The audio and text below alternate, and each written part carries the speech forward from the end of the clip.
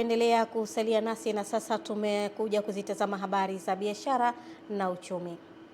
Watumishi wa serikali wametakiwa kulinda rasilimali za umma kwa kuondoa changamoto za uandaaji na usimamizi mbovu wa mikataba ya manunuzi, ikiwa ni njia ya kuhakikisha azma ya serikali kupata thamani halisi ya fedha katika matumizi inayotekeleza. Epimakus Apolinari ana taarifa kamili.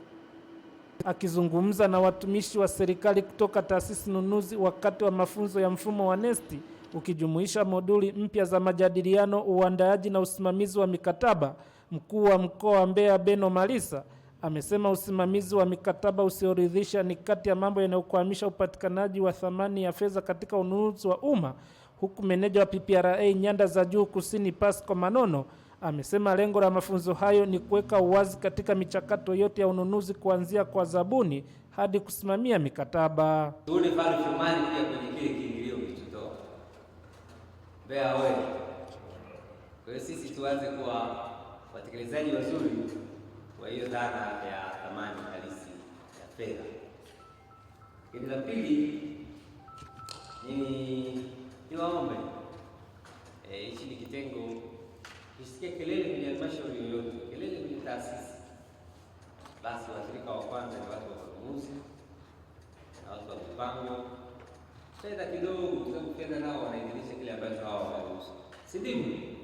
Mafunzo haya yamekuwa yanaendeshwa kwa kikanda kwa ajili ya kuwezesha Watanzania wote wanaoshughulika kwenye eneo la ununuzi wa umma waweze kuwa na uwezo sasa wa kutumia ipasavyo mfumo ambao tunautumia kwa ajili ya kuchakata ununuzi, lakini pia kwa wazabuni kuweza kutumia mifumo hiyo kuomba zabuni zao. Lengo kuu likiwa ni kuweka uwazi katika michakato yote ya ununuzi kuanza kuchakata zabuni mpaka hata kusimamia mikataba.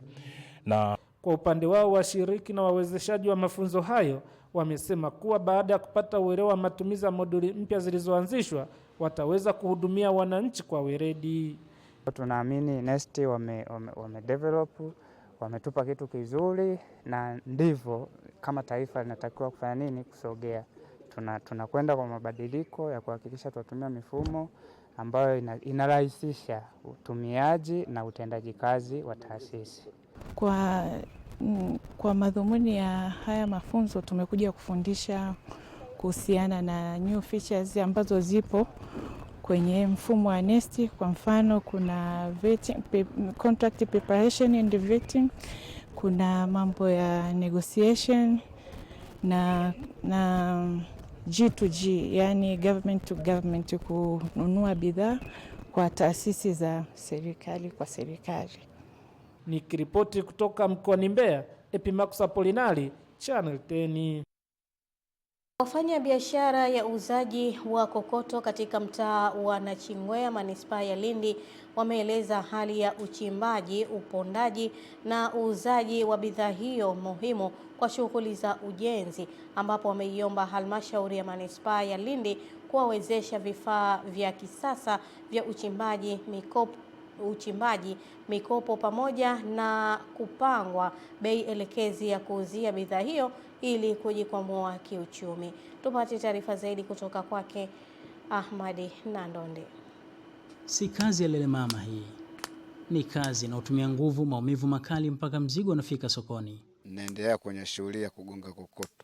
Mbele yangu ni Twahir Masudi, mmoja wa ponda kokoto aliyekubali kuvuja jasho na kutoka kijiweni mradi tu mkono uende kinywani.